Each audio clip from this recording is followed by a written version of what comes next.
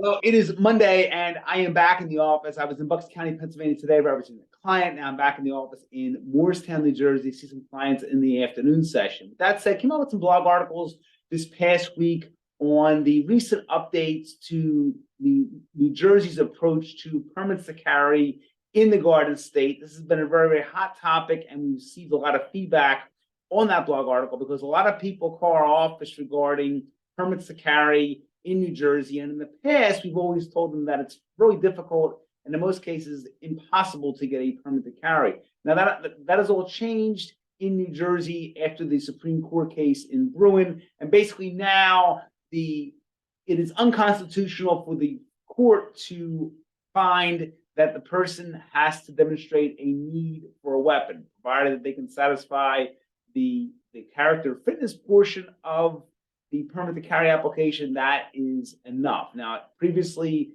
states like New Jersey and New York, which is where the Bruen case came out of, the person had to show a justifiable need for the handgun. So they had to show that they're being threatened in some way, or perhaps their line of work required them to carry the weapon. And in most cases, it was denied. So now, with that requirement now gone, it goes back to simply what most states, well, what all states now should do is simply do a character and fitness analysis, which is based on the person's obviously criminal history. Remember, if you're convicted of certain crimes in any state, you cannot possess a weapon. Usually it's felony offenses, but it can be domestic too. So keep that in the back of your mind. But in addition, you can be denied a permit to carry if you've had arrests for various allegations and you haven't been convicted.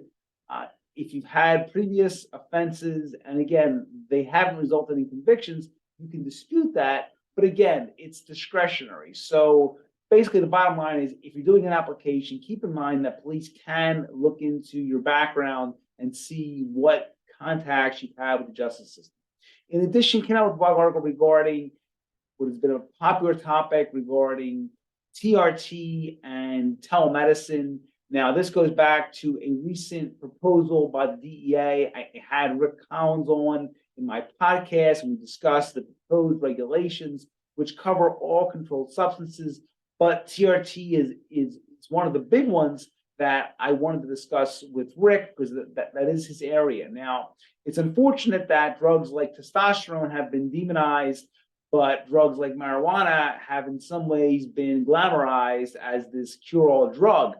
And there are beneficial aspects to drugs like testosterone. I'm not saying that things like marijuana aren't beneficial, but I believe that every drug used in moderation can be beneficial. But it seems like for some reason, the media and a lot of the government officials have been using this opportunity to really restrict testosterone if they can do it. Now, Rick laid it out that this new proposal doesn't necessarily make it impossible to get testosterone. It simply forces a person to go see a doctor in person, when in the past, during the pandemic, that was no longer required. Now, so again, this proposal doesn't apply to you if you are currently seeing a doctor in person. It could apply to you if you are seeing a doctor via telemedicine. So read the article. I'm going to link in the blog articles to the telemedicine article, as well as the article that I wrote on the updates to New Jersey's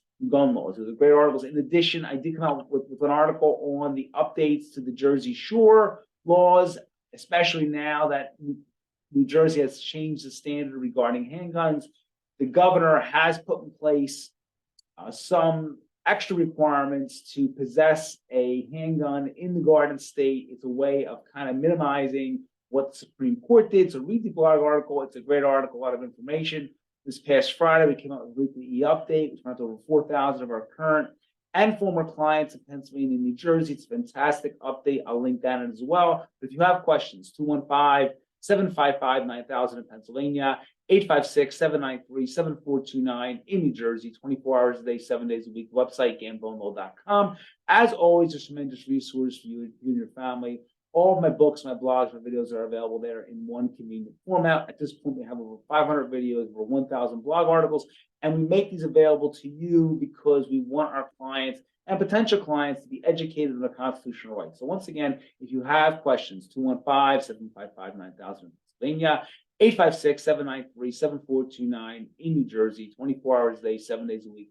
Have a great Monday, and I'll talk to you all very soon.